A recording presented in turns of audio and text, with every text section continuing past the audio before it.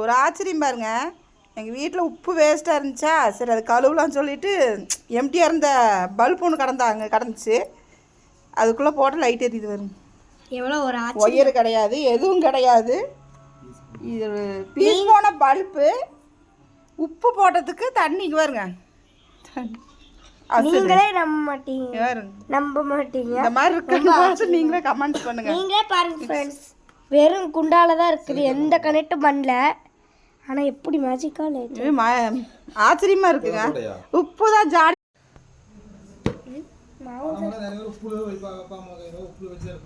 ஆமாம், தள்ளிவே வெடிச்சு கிடிச்சு போட போகுது. இது என்னன்னு தெரியல, இப்படி எரியுது.